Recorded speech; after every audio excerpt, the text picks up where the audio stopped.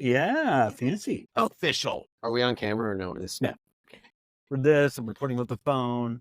I'm gonna take my shirt off. Well, no, but just bad traditions. Yep. People refuse to admit that. I don't know where you stand on spanking, but to me, spanking doesn't seem productive. Like it's short-term productive, but does it really make better people? And that, I don't know. Like, I mean, I guess it's been. Are you a spanker? I mean, I'm not allowed to be. I mean, Either. I have done that, but it's very rare. So super rare. I'm not talking about your personal fun life. Like anybody wants to, whatever people want to do in privacy of their own home. Sure. Great. But is raising kids like, and there's been times when I want to I think I've had my kids maybe once or twice. I got a 14-year-old and an 11-year-old. But yeah, my wife and I are very deliberate, not going to spank. And it just seems crazy to me. To do it. Right. Yeah. Like tradition. So I was listening to you. So first of all, Andrew. Yes. McNeil, AKA, was it Charlie or what's your? Pete. Pete. Yes. Your stage name. My stage name. But one of many, but that's the one I'm going with now. You're a benefits broker, right? And I helped you record your podcast, which is Benefits TV, which is wonderful. You and Rosario, terrific. This is my new podcast, by the way. I don't know if you know about this. I'm learning as we go. Yeah. No, and it's called Phil Talks to People. That's awesome. Yeah, it's I love that. Super wild. But I think of it as like a podcast scrimmage. Yeah. A pickup game. I like that pickup game. Yeah. So, but I was listening to your guys' podcast and you were talking about taking time off when your child's born and how kind of, because I've got 2 kids and I was kind of in the same situation. So I really connected to what you were talking about. And the one thing that, and I forget, I've been to several retirement dinners and funerals of former colleagues. Sure. And I'll tell you what, nobody ever said, like their kids never said, man, I'm glad they were at work all the time. Right. You know what I mean? Man, nobody shows up to a funeral and goes, we really appreciate that Andrew. The work that they did. Yeah, that Andrew is working instead of spending time with his kid. I think though, like but there is a time when you do have to be at work. Right. Like, to earn, especially like for me, like sole breadwinner. Needs must. Yeah. Needs, right. But like for me, it took me a long time to see this. Like, I don't need to go on that work trip because really, like my function is bringing in new accounts. If I have an industry meeting in Dallas, Texas, before kids, I was all over that. But now it's like, well, actually, that really doesn't impact my job. Like I could learn something that impacts my job, but it doesn't. Networking does. I mean, it for sure does, but it's not. Well, your clients aren't at the convention in Texas, right? No, and that's my point. It's other benefits brokers. Right. I think there was one time, I think I had 2 kids and one of them was sick and I was supposed to go to Chicago. I was supposed to leave early in the morning and I was getting an earful at home from my wife. And so I changed the flight from early morning to the last flight of the day. And she goes, okay, cool. So then by the time I leave for that, she's like, I can't believe you're leaving. And I'm like, I got to go to this thing. So I get all the way to the airport. And it's actually somewhat of a fun story because I've got my earbuds in and she's. Okay, it doesn't sound fun. Well, the fun part was that, I'm getting an earful and I'm walking and this tall, lanky guy is walking down the corridor, just the 2 of us. He's walking towards me the opposite direction. And I catch it out of the corner of my eye. I'm like, that is a strange looking body. It was very fluid, thin, like a Gumby kind of thing with red hair. And he says it too, Conan O'Brien. And so I turn around, I'm like, get out. So I followed him all the way to his seat and then went and shook his hand while I'm getting the earful. I said, hey, did you hear who that was? She goes, do you think I care? So I ended up not flying and I drove home. Oh, really? Yeah. And it was the right decision. Well, like I said, but I felt like I needed to, because that's what I was supposed to do, my belief at the time. That's what we're also, that's the way I grew up. So I got a good 14 years on you. So maybe more so, is that, like that's for women, like worrying about like doing things at school. Totally. Yeah. And this is going to sound awful, but this is the way you're raised as a, at least for me in the 70s and the 80s as a young man. And, So that's just kind of, that's what you see around you. Right. And so for me, when my first son was born, so this is the flip side of what you had talked about, and it's going to bring some truth to like all the fears that you had are real. Because when my first son was born, it was in April, and I lost my father in February of that year. It's just Okay. yeah. And you'd probably taken some time off at that point. I had. Interesting. And I took some time off to deal with his estate, but not a lot, day here, day there kind of stuff. And then, so my son was born, and I told work, I'm out for 6 weeks. I'm just, you know what? I need the time, and having a son born and losing a father, it's really dramatic. Right. And so all the different like connotations that you can think of are all there. And the truth is at that time, where I was working, like not being at work was still, there's still email, there's still phone calls. It just means not going to what people call remote work nowadays. I never recovered from that at that office because I abandoned them. It was basically just so my feeling was valid. Yeah. Saying, yeah. So my feeling from 10 years ago. Yeah, the concern of like people holding it against you, it was held against me. Yeah. There's zero doubt. And it was just like kind of shocking. Yeah. But that was the time. And like I said, so I was out for 6 weeks. I was still doing phone calls and emails like all the time. Just right. And so anyway, but so I don't think that we're there yet. I think we've made a lot of progress. We've made a lot of progress. I think the remote work helps with that. But yeah, so and it's a shame. So then later I decided to retire early to spend some time with my kids. I volunteered at school, did the fun run, read the classes in elementary school, right. Really leaned in all that. And I can tell you that my kids could give two shits about what I was doing working. Right. Compared to like when you walk in the door to read a story to a group of, second graders and your kid sees you come in to read a story, they lose it. Yeah. And so, yeah. So like all the, dragons I was slaying or mountains I was, or all the fires I were putting out at work mean nothing. Mean nothing. Yeah. Right. Well, it's like dad wasn't at my graduation. That's what they remember. They don't remember. You could have been, Right. Well, I had a situation. No, I didn't have a situation. In 2020, right before things went really crazy, we moved to a new house. And so we don't have a set up office. So I was just working on a love seat in my bedroom, and which was great. And I still do that sometimes. And my son, who was 6 at the time, like, Dad, I never see you anymore. And I'm like, dude, I am right down the hall. Like, I didn't see my dad from the moment I got up until like 7:00 at night. Right. But that was normal. So I didn't have any issue with it. Right.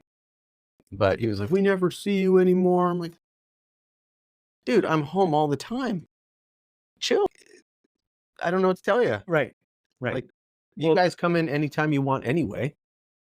Well, there's something to be said for the quality of that too. And listening to your podcast, Benefits TV, Rosario Avila, it's wonderful. There's a balance. And I think that people are kind of figuring the balance out. And part of it is you don't have to take 6 weeks. You don't have to take 4 weeks. You can take 2 weeks, but also be deliberate of taking the other time and spread it out. Spread it out. Make it a Friday. Which some people do that. Right. But it's a choice you got to make it on the front end, because if you don't, like for me, if I don't calendar it, it's not a thing. Right. It's not real. Here's the other thing with it, which we didn't talk about on the podcast, and I don't mean to alienate a group, but I also feel like there is, because there's 5 generations in the workforce. There's 5 right now? There's 5 right now. And so you look at like baby boomers who didn't probably had a situation much like yours, that now their kids are 40 years old. Right. And they're like, well, this isn't how we did it, so this is how we're going to do it. Possibly with the belief like, I didn't have it, so you're not going to get it either. Right. Or why should you have it if I didn't get it? Right. No, tell me about it. God. I represent, I guess, 5 generations in the workforce. Yeah. Well, the thing I like about Gen Z, I think and I don't know, I should be smarter than I am. But the impression I have is that there is enough wealth generated to be able to like improve employee benefits for everybody. And maybe people taking more sick time. I mean, I heard something from the California governor, I don't know, a few months ago. I was kind of shocked by, and that is that mental health days count towards sick time. Yeah. Yeah. And I mean, that's an alien concept to me throughout my working years. Right. Right. My like hard working years of 20 to 40 or 20 to 50. It's like mental health days. Right. What? Yeah, exactly. What is that? But I mean, like for me, like I feel like I don't really take them, but now I'm like, of course. Like, why wouldn't? Right. I mean, is the problem with America that people aren't working enough? I mean, well, I think you can make. I mean, it depends on the job. I think people have undervalued themselves for a very long time. And I see Gen Z, some would argue, maybe overvaluing themselves or claiming fair value, right? Because, and you hear, people are prima donnas or, they want the world. And it's like, I think we can, especially with the generative AI coming and all the tools of the future, we can afford to do more for everyone. Right. Well, it's funny. I did talking about overvaluing LinkedIn with a guy, and he wrote me a message before he accepted and said, "Hey, thanks for sending a thing or a connection request. Can you remind me how we know each other?" And I was like, "Really, dude?" But I said, "Okay, here's how I know you." And he accepted it. So like a year goes by, his son comes into the business, right? And so I sent him a request. And he wrote me the same message. And I'm like, dude, right now. I mean, sorry. So I just didn't, I never responded. And he ended up accepting it. Yeah. But I was just like, no, like you don't have the chops. You don't have the chops yet. Yeah. Like you're brand spanking new. And nothing against that because I started in my business at 19 years old. So I've gone through that uphill in the snow both ways. Yeah, right. Exactly. Exactly. There was no down. So yeah, I think we can afford to be a little more French, a little more vacation, a little more time off when having kids. The world's not going to come to an end. It doesn't have, it's this notion that you've got to suck everything up all the time. I think we don't need that anymore, Yeah, there's a lot. I mean, we were, before we did our show today, we were talking. When the aliens land, yeah. I mean, no breaks, no lunches. Like, we've got to fight the aliens. Well, the AI is going to control everything anyway. But yeah. I'm sorry, you were saying. No, before that was, when we were doing the show prep for our thing today, we were talking about that a little bit.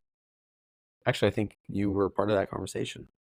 But yeah, I mean, I don't know. I think there's a balance there.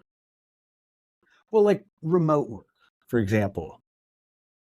Remote work was, thought of as like nuts pre-pandemic. Right, right. No, yeah, I was the same way. I didn't think it was nuts. I just said remote work is great for somebody, but not for me. I will never do that. Well, it sounded like a bunch of horse shit. Like, oh, you just want to sit home. Yeah, do phone calls. I didn't feel that way, but once I got forced to do it, yeah. Well, you're older, Phil. I am older. Once I did it, because I was forced to do it, I was like 3 months in, I'm like, I kind of like it. Do you remember? I think it was May of 2020 when they're like, okay, we're going to start opening up, and I'm like, really? I'm not ready. I'm not ready to open up. Oh my God. And then they shut it down immediately. I have the best. Oh God. I have the best opening up story. No. And so what's funny is so I retired just before the pandemic. Or no, I'm sorry. I retired. The pandemic was in February. I retired that year in August. I early retired. And then I went back to work last year. It's been about a year. Same job, different union. But now I do a lot of whereas before it was butts and seats in the office at the other place. I mean, the people in charge are culturally very different as well. And I'll tell you what, I'm at minimum more productive now than I was before I used to spend 4 hours a day driving Yeah. And some days, you know? well, I feel that way too. I'm more productive at home than I am in the office. Yeah. Yeah. I mean, there's different, like I'll go to the office and like get some stuff done, but as soon as I'm done, I'm like, I'm going home because it's just, Right. I feel like I get more done. And there is like Rosario and you were talking about, there is a missing component of like camaraderie and stuff. Mhm. So it's that the other events are important, definitely. The remote work is like a blessing. And so Totally. my opinion before of like, it's a bunch of hooey. Bunch of bullshit. That's a bunch of hooey, you know? And what, you know, but there are still the Teslas or whatever. Like if you're not at your desk in that building, you're not working. Right. And that's just, I mean, honestly, good luck getting employees down the road. No, for sure. But it's like, it's what they knew. Right. You know, I worked with somebody that ran a business, and they were very much like that, which was shocking. Well, you can't, I've got my own theory on that. It's a little bit of an ego thing. Like I can't be bossing if I'm not in front of the employees to be the boss. Maybe. I don't know. I don't know. We had an accountant at Arrow years ago, and he told me his first accounting job, I think it was in the early 70s, like mid 70s maybe. And he said there were 7 of us in the department, and we all sat at desks that were lined up like you were in school. And the manager sat up front with a desk facing you. He's like, and if they caught you not looking at your desk, you'd get, written up and yelled at and all sorts of stuff. I was like, God, There's people that think that that's what it should be, though. yeah, that's crazy. Still. That's crazy. It is crazy. Well, why though? For what? What? Why is it crazy, or why? No, well, like what was the necessity of that? And I think part of it was it's just some people want to be the boss, right? Oh, 100%. Yeah. So you can't be the boss. I think it's harder to be the boss remotely, I guess is what I'm saying. It depends. If you want to be the figurehead. But like one thing I don't get, and I make all bosses sound terrible, and no, but and that's not what I mean at all. But people do gravitate to those positions sometimes who are not suited to it. yeah, I would say that's true. No, it's always shocked me. You take somebody who's a really nice person outside of work, and then you give them that power of, manager or super or whatever, a boss, and then they're just tyrannical. It's like, what are you doing? Yeah. Like, you can't talk to people like that. Like it's so funny and then it goes both ways. There'll be people that are like difficult employees, don't work well with others, and then they turn into like these team builders when they become, they get some authority. And it's like, wow, right? No idea, Right. Right. Yeah. That's like, honestly, I believe all the stories about. Can I touch on Trump, or is it too hot? It's probably too hot right now. But that he's an absolutely charming person when you're around him, don't agree with pretty much all the rest of it, but he's a charming guy. But he's probably seems to a lot of people very nice, thoughtful, listening. Well, some of the, it's not B-roll, but some of the footage where somebody's just filming and it's, there's no, right. Like, yeah, I mean, yeah, like, hey, let me get you a chair. Do you want a Diet Coke? Or, you know what I mean? Like, just nice, right. Right. Boy, the Secret Service screwed up. Did you watch any of that hearing today? I just saw little clips on Instagram. So bad. She got, dude, if the president gets shot, or former president, now presidential candidate gets shot and he's under your agency's protection, like the head of to set a message that it's unacceptable for everybody else. Because I'm sure a lot of people made a lot of mistakes. That's how things like that happen. Right. But the top person's got to go. Right. You gotta go. I mean, the last time that happened, that was bullshit. Yeah, I mean, that whole thing. Like, you fall on your sword. Right. You fail that completely as an agency. Well, it sounds like, and I don't know, just you hear things. We're just people. We're just people just sort of hearing the buzz. Right. Yeah, right. And it's like, hey, was there, like, did they deny more? Because it is a issue of people too. I mean, that's 2024. Everybody's shorthanded. Right. Especially law enforcement. Everybody's shorthanded. God, everywhere, everybody's shorthanded. That's another conversation. But I mean, there've been some close calls aside from this and the Reagan thing, and he's Nothing like this. Ford They hit him with a bullet. Yeah, no, that was. I mean, come on. Did you see how his head? Yeah, no. Like he he's goes like this. He goes like this, and then there was a congressman who I don't agree with him on anything, but he was a military guy, served in Iraq. I want to say he was a sniper, but he took AR-15 at that range and hit 15 out of 16 shots. Well, I mean, the shot was on target. He just moved. He just moved. Moved. But it wasn't even that far. Like, I don't know. No, it wasn't that. It's far. such an utter. I'm a citizen, and just from what I've seen in movies, I could do a better job. Well, you're a gun guy too, right? Well, I used to be. Yeah. But I could do a better job. Like, why wasn't some kid out of the academy, some flunky, sitting on the top of that roof of the newspaper in a walkie-talkie? Well, the whole thing about the sloping of the roof, the roof that they had behind the stage where they had snipers on, was way more slanted than the one that guy. No, it's all bullshit. Yeah, totally. It was somebody made a really horrible decision. Right. That sure nothing will happen. We don't need that extra guy, or don't. They were in the building apparently. Don't send the sheriff on the roof or what. And it's like, that's why heads got to roll, man. Right. And the director was so evasive. It's just embarrassing. It's embarrassing for everybody. And I don't care if you love Trump, hate Trump, all our former presidents and vice presidents and their kids, you know what I mean? Like, somebody under the Secret Service's watch, it needs to be like an Ocean's 11 for them to even get a shot at them, instead of some kid. I mean, I heard on the TV today, they say they still don't know how he got on the roof. Or that ladder that he had. Can't fit that in a car.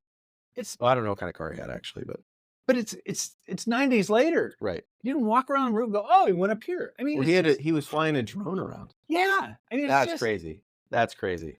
And people are pointing, hey, there's a guy here with a gun, and that should be enough. It's just extraordinary. And so, of course, I know people that go down the conspiracy rabbit hole, and I'm more of the never underestimate, just like concerns about staffing, costs, and, don't worry about it. Just incompetence.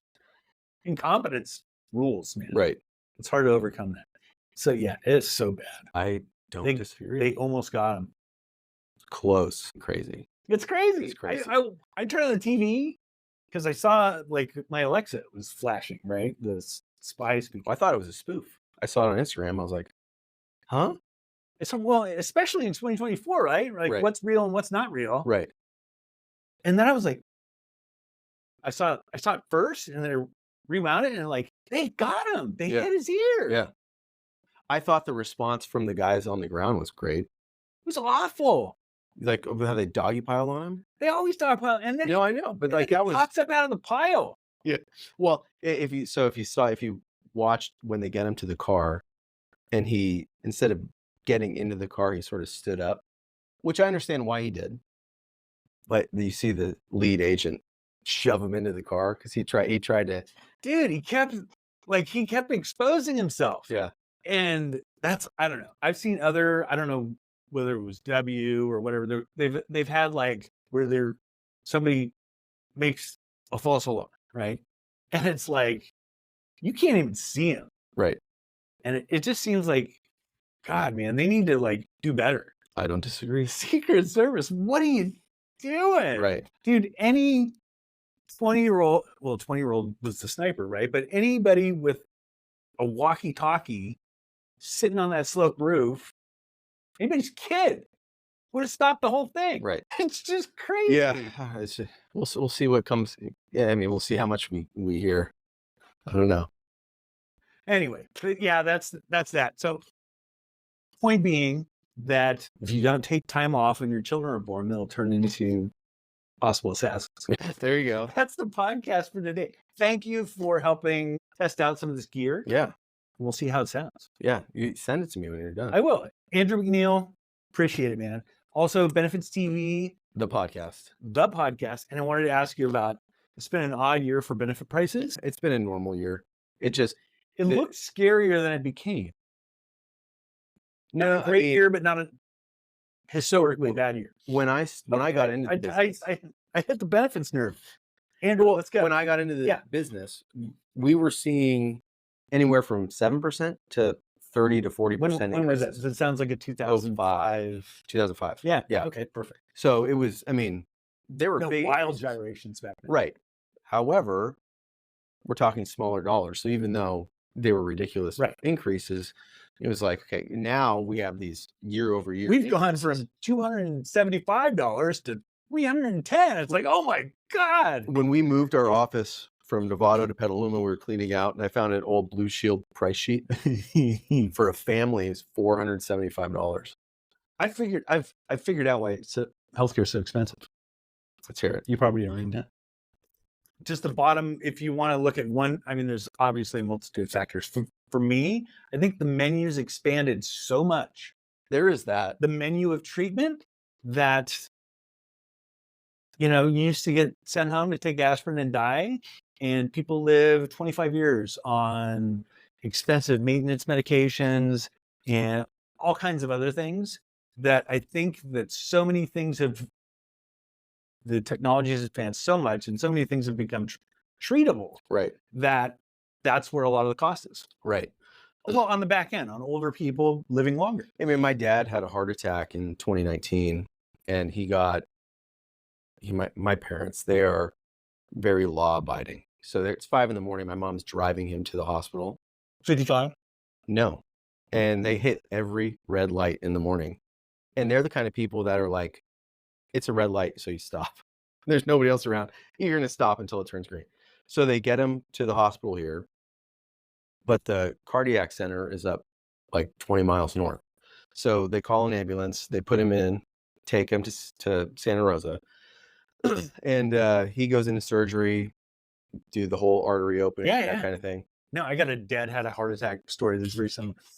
But so they told us, they said, 20 years ago, this was a hold hands and pray situation.